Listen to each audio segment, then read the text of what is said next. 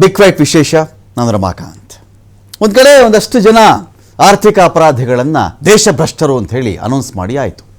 ದೇಶಭ್ರಷ್ಟರು ಅಂತ ಅನೌನ್ಸ್ ಮಾಡಿದ ಮೇಲೆ ದೇಶಕ್ಕಾದ ಲಾಭ ಏನಪ್ಪ ಅಂತ ಒಂದು ಪ್ರಶ್ನೆ ಬರುತ್ತೆ. ನೋಡಿ, ನಾವು ಅವ್ರನ್ನ ಹಿಡ್ಕೊಂಡು ಬಂದುಬಿಡ್ತೀವಿ, ಇವ್ರನ್ನ ಹೆಡೆಮುರಿ ಕಟ್ಟಿಬಿಡ್ತೀವಿ, ದೇಶದ ಮುಂದೆ ಮಂಡಿ ಯೂರಿಸ್ಬಿಡ್ತೀವಿ, ಅವರನ್ನು ಯಾರನ್ನೂ ಬಿಡಲ್ಲ ಅಂತೆಲ್ಲ ಹೇಳಿದಂಥವರು ಇಲ್ಲಿವರೆಗೂ ಎಷ್ಟು ಜನನ ಆ ಥರ ಆರ್ಥಿಕ ಅಪರಾಧಿಗಳನ್ನು, ಉದ್ದೇಶಪೂರ್ವಕ ಸುಸ್ತಿದಾರರನ್ನು ದೇಶದ ನ್ಯಾಯಾಂಗದ ಕಟಕಟೆಗೆ ತಂದು ಕೂರಿಸಿದರು, ನಿಲ್ಲಿಸಿದರು, ಸೆರೆಮನೆಗಳಿಗೆ ಹಾಕಿದ್ರು ಅಂತ ನೋಡಿದಾಗ ಒಬ್ಬರನ್ನ ಹಾಕಿರಬಹುದು. ಒಬ್ಬರನ್ನ ಇಲ್ಲಿವರೆಗಿನ ರಿಕವರಿ ಅಂತ ಚೆಕ್ ಮಾಡ್ಕೊಂಡ್ಬಿಟ್ರೆ ನಾವು ಸಪೋಸ್ 100 ರೂಪಾಯಿ ಈ ದೇಶದ್ದು ಹೋಗಿದ್ದರೆ ದುಡ್ಡು, ಅದರಲ್ಲಿ ಬಂದಿರೋದು ಬರೀ 33 ರೂಪಾಯಿ ಮಾತ್ರ. ದೇಶದ ಇಡೀ ದುಡ್ಡು 100 ರೂಪಾಯಿ ಲೆಕ್ಕದಲ್ಲಿ ಹೋಗಿದ್ದರೆ ವಾಪಸ್ ಬಂದಿರೋದು ಬರೀ 33 ರೂಪಾಯಿ ಮಾತ್ರ ಅಂಥೇಳಿ. ಹಾಗಾದರೆ ಏನು ಸಾಧಿಸಿದ್ವಿ ನಾವು? ಆಯಿತು, ಇವರನ್ನು ಜೋರಾಗಿ ದೇಶಭ್ರಷ್ಟರು, ದೇಶದ್ರೋಹಿಗಳು, ಆರ್ಥಿಕ ಅಪರಾಧಿಗಳು, ಉದ್ದೇಶಪೂರ್ವಕ ಸುಸ್ತಿದಾರರು ಅಂತ ಒಂದು ಬ್ರ್ಯಾಂಡ್ ಮಾಡಿಬಿಟ್ವಿ ಅಂತಲೇ ಅಂದ್ಕೊಂಬಿಡಿ. ದೇಶಕ್ಕಾದ ಲಾಭ ಏನು? ದೇಶಕ್ಕೆ ಹೋದಂಥ ಹಣಗಳು ಬಂತ? ಸಾರ್ವಜನಿಕ ವಲಯದ ಬ್ಯಾಂಕ್ಗಳ ಹಣ ಮರಳುತ್ತಾ? ಸಾರ್ವಜನಿಕರ ದುಡ್ಡು ಮರಳುತ್ತಾ? ಇಲ್ಲ ರೀ, ಈ ಥರದ್ದೆಲ್ಲ ಮಾಡೋದ್ರಿಂದ ಫ್ಯುಜಿಟಿವ್ ಎಕನಾಮಿಕ್ ಅಫೆಂಡರ್ಸ್ಗಳ ವಿಚಾರದಲ್ಲಿ ಅವರು ಕನ್ವಿಕ್ಷನ್ ಆಗದೆಯೇ, ಅವರನ್ನು ಅಪರಾಧಿಗಳು ಅಂತ ನ್ಯಾಯಾಲಯ ಪ್ರೂವ್ ಮಾಡದೆಯೇ ಅವ್ರ ಆಸ್ತಿಯೆಲ್ಲ ಮುಟ್ಟುಗೋಲು ಹಾಕೊಂಡ್ಬಿಡಬಹುದು, ಅವ್ರ ಆಸ್ತಿಯನ್ನು ವಶಕ್ಕೆ ತೆಗೆದುಕೊಳ್ಳಬಹುದು ಅಂಥದ್ದೆಲ್ಲ ಇದೆ. ಅದೇ ಇದರ ಲಾಭ. 2018ನ ಆ್ಯಕ್ಟ್ ಈ ಥರದ್ದೆಲ್ಲ ಹೇಳುತ್ತೆ ಅಂತ ಒಂದು ವಾದ ಇದೆ. ಇರಲಿ, ಇದರ ಆಚೆಗೆ ಏನು ಸಾಧನೆ ಮಾಡಿದ್ವಿ ಅಂತ ನೋಡಿದಾಗ ಹಿಡ್ಕೊಂಡು ಬರ್ತೀವಿ ಅಂತ ಹೇಳಿದಂಥವ್ರು ಯಾಕೆ ಹಿಡ್ಕೊಂಡು ಬಂದಿಲ್ಲ? ರೀ, ಅಂತಾರಾಷ್ಟ್ರೀಯ ಕಾನೂನುಗಳಷ್ಟು ಸ್ಟ್ರಾಂಗ್ ಇದೆ ರೀ, ಏನು ಅಂತಾರಾಷ್ಟ್ರೀಯ ಮಟ್ಟದಲ್ಲಿ ಅದೆಲ್ಲ ಬಿಟ್ಬಿಡ್ತಾರ ಹಾಗೆ ಅಂತೆಲ್ಲ ಹೇಳೋದಿದ್ದರೆ, ಅಂತಾರಾಷ್ಟ್ರೀಯ ಕಾನೂನುಗಳು ಚುನಾವಣಾ ಭರವಸೆಗಳು ಕೊಡೋಕ್ಕೆ ಮುಂಚೆ ಕೂಡ ಇದ್ವಲ್ವೇ? 10-12 ವರ್ಷ ಆದಮೇಲೆ ಅಂತಾರಾಷ್ಟ್ರೀಯ ಕಾನೂನುಗಳು ಇದೆ ಅಲ್ವೇ? ಸೊ ಇದ್ದಾಗ ನಾವು ಪ್ರಾಮಿಸ್ ಮಾಡ್ತಿರೋದೊಂದು, ಇಲ್ಲಿ ಆಗ್ತಿರೋದು ಒಂದಾ?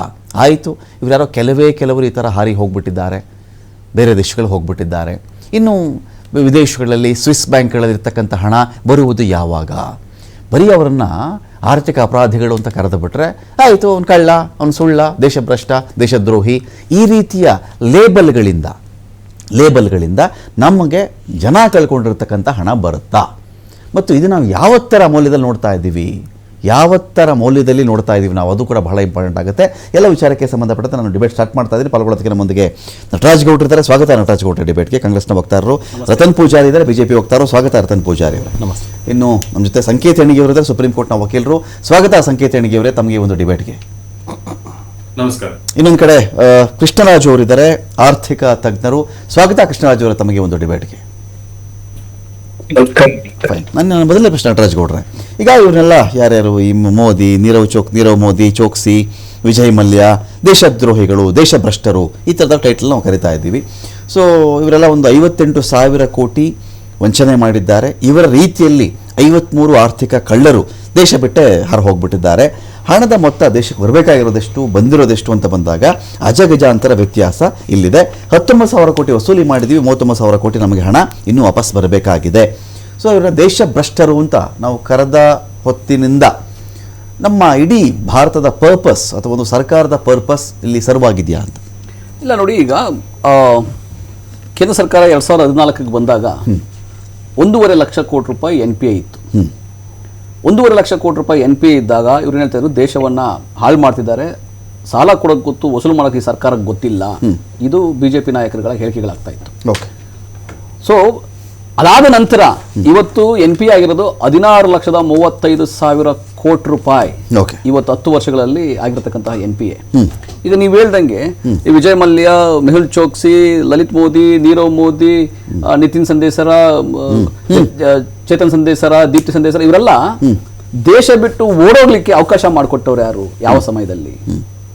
2014 ನಂತರ ಕೊಟ್ಟಂತಹ ಲೋನ್ಗಳು ಕೂಡ ಇವತ್ತು NPA ಆಗಿದ್ದಾವಲ್ಲ, ಇದಕ್ಕೆ ಯಾರು ಹೊಣೆ? ಈಗ ಒಂದು ನೀವು ತ್ವರಿತಗತಿನಲ್ಲಿ ಅವ್ರು ಕರ್ಕೊಂಡ್ಬರ್ತೀವಿ ಇಲ್ಲಿವರೆಗೂ ಹೇಳಿದ್ರಿ. ವಿಜಯ್ ಮಲ್ಯ ಹೋಗೋದು ನನಗೆ ಗೊತ್ತಿತ್ತು ಅಂತ ಆಗಿನ ದಿವಂಗತರಾಗಿದ್ದಾರೆ ಅರುಣ್ ಜೇಟ್ಲಿ ಅವರು ನೇರವಾಗಿ ವಿಜಯ್ ಮಲ್ಯ ದೇಶ ಬಿಟ್ಟು ಹೋಗ್ತಾರೆ ನನಗೆ ಗೊತ್ತಿತ್ತು ಅಂತ ಹೇಳ್ಬಿಟ್ರು ಅವರು. ಎರಡನೇದು ಸುಷ್ಮಾ ವಿಜಯ್ ಮಲ್ಯ ಹೇಳಿದ್ರೆ ಅವ್ರು ಹೇಳಿದ್ರ ಅಂತ?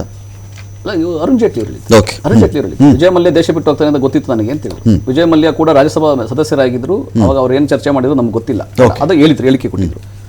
ಅವಾಗಿನ ಸುಷ್ಮಾ ಸ್ವರಾಜ್ ಅವರು ದಿವಂಗತರಾಗಿದ್ದಾರೆ. ಲೋನ್ ಕೊಡಕ್ಕೆ ಕಾಂಗ್ರೆಸ್ ಗೌರ್ಮೆಂಟ್, ವಸೂಲಿ ಮಾಡಕ್ಕೆ ಬಿಜೆಪಿ ಗೌರ್ಮೆಂಟ್ 2014 ನಂತರದೇ ಇದಾಗಿದೆಯಲ್ಲ, ನಾನು ಹೇಳ್ತೇನೆಲ್ಲ. ಲೋನ್ ಕೊಡಕ್ಕೆಲ್ಲ ನಿಮ್ ಚೆನ್ನಾಗಿ ಸೈನ್ ಹಾಕಿ ನೀವು ಲೋನ್ ಕೊಡಿಸ್ಬಿಟ್ಟು ವಸೂಲಿ ಮಾಡಕ್ಕೆ ಬಿಜೆಪಿ ಅವರು ಮಾಡ್ಲಿಲ್ಲ ಅಂತ ಎಲ್ಲಾ ವ್ಯವಸ್ಥೆ ಎಲ್ಲ ಗೊತ್ತಾ, ಎಲ್ಲಾ ವ್ಯವಸ್ಥೆಯಲ್ಲೂ NPAಗಳು ಬರ್ತವೆ. ಅದನ್ನ ನಾವು ರಿಕವರಿ ಮಾಡಬೇಕಾಗತ್ತೆ.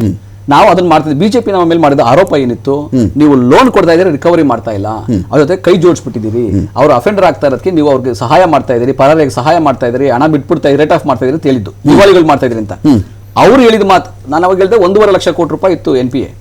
ಇವಾಗ ಆಗಿರ್ತಕ್ಕಂಥದ್ದು 16,35,000 ಕೋಟಿ ರೂಪಾಯಿ NPA ಆಗಿದೆ. ಈ ಲೋನ್ಗಳು 2015-14 ನಂತರ ಕೊಟ್ಟಿದ್ದ ಲೋನ್ಗಳು ಕೂಡ NPA ಆಗಿದೆ. ಅದು ನಾನು ಹೇಳ್ತಾ ಇರ್ತಕ್ಕಂಥದ್ದು. ಅವನ್ನ ನೀವು ವಸೂಲು ಮಾಡಬೇಕಾದ ಹೊಣೆಗಾರಿಕೆ ನೀವು ನಿಮ್ಮ ಹೇಳಿಕೆ ಪ್ರಕಾರನೇ ನೀವು ಅವ್ರ ಜೊತೆ ಕೈ ಜೋಡಿಸಿದ್ದೀರಾ, ಅವ್ರ ಜೊತೆ ಪಾಲ್ ತಗೊಂತಾ ಇದ್ದೀರಾ, ಇಲ್ಲ ಅವ್ರನ್ನ ಪರಾರಿ ಆಗ್ಲಿಕ್ಕೆ ಅವಕಾಶ ಮಾಡ್ಕೊಳ್ತಾ ಇದ್ದೀರಾ.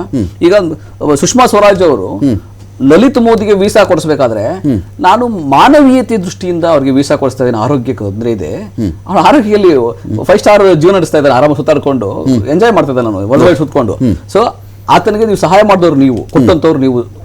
ಈ ರೀತಿಯಾಗಿ ಸಹಾಯ ಮಾಡಿ ಬಿಟ್ಟಂತವ್ರು ನೀವು ಕರ್ಕೊಂಡ್ ಬರೋದು 10 ವರ್ಷಗಳಲ್ಲಿ ಏನು ಪ್ರಕ್ರಿಯೆ ಮಾಡಿದ್ರಿ ನೀವು? ಯಾರನ್ನ ಕರ್ಕೊಂಡು ಬಂದ್ರಿ?